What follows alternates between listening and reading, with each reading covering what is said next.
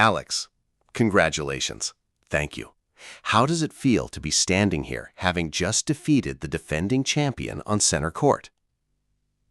Something happened on center court that 40 million people saw, but almost nobody actually understood. And it all started with a sound that nobody is really talking about. It was the sound of a serve that used to be an absolute weapon, suddenly landing like an apology. Why did the exact same shot that completely dismantled a defending champion on Saturday totally betray her by Monday afternoon?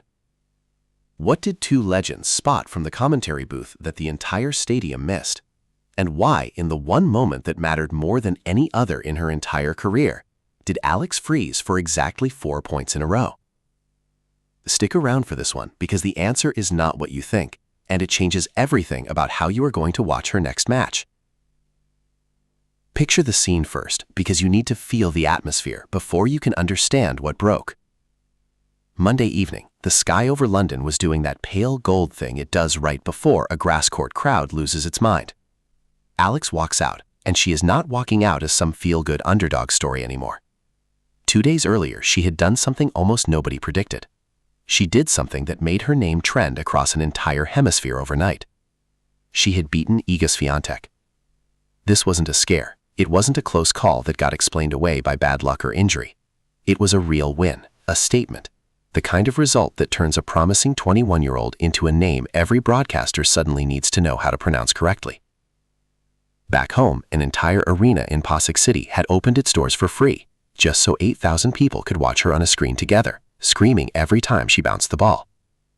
The president of her country had gone on record calling her a true inspiration. A YouTube clip of her beating Swiatek had pulled in more than 1.2 million views. That is more than double what matches involving Djokovic and Serena Williams were pulling on the same channel. Let that sit for a second. A kid from Quezon City was outdrawing two of the biggest names the sport has ever produced. So when she stepped onto that court against Jasmine Paolini, she wasn't just playing a match. She was carrying a nation's held breath on her shoulders, and everyone assumed the hard part was already over. It wasn't. It hadn't even started yet. Here is where the story does something strange, something that should stop you in your tracks if you actually pay attention to the details. The exact same serve that had just dismantled one of the best players alive was suddenly falling apart in real time. Point after point, and nobody in that stadium could explain why. Her first serve was floating over the net at a lazy speed that a recreational player might produce on a Sunday afternoon. One reading actually clocked in barely above 60 miles an hour. She was landing barely half her first serves. Every second point she was starting the rally already behind, already defending, already apologizing for a shot that 2 days earlier had been pure violence. At one stretch, down early in the first set, she pushed a serve so weak it barely cleared the net, then followed it by dumping the next one long. Now hold that image, because we are about to rewind and show you the version of this same shot that terrified one of the greatest players in the world just 48 hours earlier. Once you see the gap between those two versions of the same serve, you will understand that this was never really about technique at all. Against Swiatek, the same serve was averaging over 86 miles an hour. She had 4 aces and 0 double faults. 0. She won more than half her second serve points, and Swiatek herself admitted afterward that the mental toll of returning those deliveries was brutal. That is not a fluke. That is a weapon, sharpened and ready. So what happened between Saturday night and Monday afternoon that turned a weapon into a liability? This is the part almost nobody talks about, and it is the emotional core of the entire story. Beating Swiatek wasn't just a match result. It was an earthquake. It was the loudest, brightest, most overwhelming moment of her entire career detonating in front of the whole planet. And you don't just switch that off and reset like nothing happened. She admitted it herself afterward, carefully, almost gently, saying she had to manage the emotions, that this wasn't the first time she had a massive win and then had to turn around and play again 2 days later. Professionalism, she called it. But listen to what is underneath those words. That is a young woman who spent 2 full days trying to come down from the highest point of her life while millions of people kept saying her name louder and louder. She even had tape wrapped preventatively around her forearm before the match, something she brushed off as nothing serious, just a long season catching up with her body. Tired legs, a mind still floating somewhere back on Saturday night. And yet, and this is the part that should give you chills, even drained, even distracted, even carrying a serve that had abandoned her, she still fought her way to winning the second set. She dragged this match against every physical and emotional disadvantage stacked against her into a deciding third set. That tells you everything about how much fight was actually in her, which means whatever caused her to lose this match wasn't a talent gap. It was something smaller, sharper, and far more painful, and it was waiting for her on the other side of the net the entire time. Because here is who she was actually up against, and this is where the story gets its second gut punch. Jasmine Paolini is 30 years old. She has lived through exactly the kind of pressure Alex was walking into for the very first time. A former world number 4, a woman who had already reached the finals of 2 Grand Slams in the same season. She knows what the second week of a major tournament does to your nervous system because she has survived it over and over on the biggest stages tennis has. And here is the twist you do not expect. Paolini arrived at this tournament looking nothing like a threat. Her season had been a mess. A foot injury had wrecked her preparation on grass. She had lost her very first set of the entire fortnight by a lopsided margin that should have signaled an early exit. Most players crumble after a start like that. Instead, she looked at the wreckage and quietly decided it could only get better from there.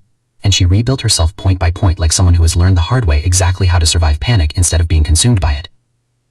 And when the pressure hit its absolute peak in that deciding set, watch what happened. Paolini won 94% of her first serve points. She dropped only 5 points on her own serve in that entire final set. She didn't face a single break point when it mattered most.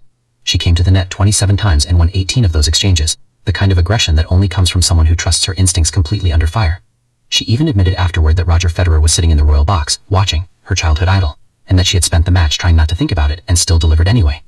This was the same Paolini that Alex had actually beaten earlier in the season, twice decisively. So this was never a story about one player simply being better than another. This was a story about experience meeting inexperience in the exact moment where experience matters more than anything else on earth. And it is about to get worse before the credits roll on this match, because there is one single game buried inside that deciding set where everything collapsed, and once you see it, you will never watch a close match the same way again. The numbers tell you how close this actually was, and it will make what happened next feel even crueler. At one stretch mid-match, the total points won were nearly dead even, 69 to 68. 1 point. That is not a beatdown. That is a point that kept landing the wrong way at the worst possible moments. Rewind the flow and you can feel how fragile the whole thing was the entire time. Paolini broke early and raced ahead 4 games to 1 in the first set, and most players fold right there. Alex didn't. She clawed it back to 4 games all before finally losing that opening set by the smallest possible margin. In the second set she came out swinging, wasted 3 break chances early, then found her rhythm and delivered maybe the single most electric moment of the entire match. Down love 40 on her own serve, 3 break points staring straight at her. She reeled off 5 consecutive points to hold.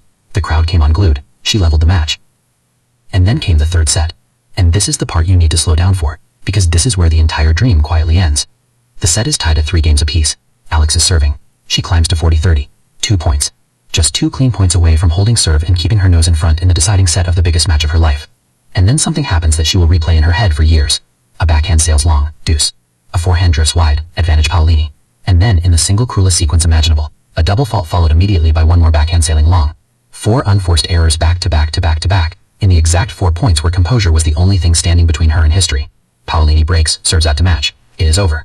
Across the whole afternoon, Alex converted only 3 of 10 breakpoint chances she was given. And in a match this tight, those wasted chances are the entire difference between a quarterfinal appearance and a flight home.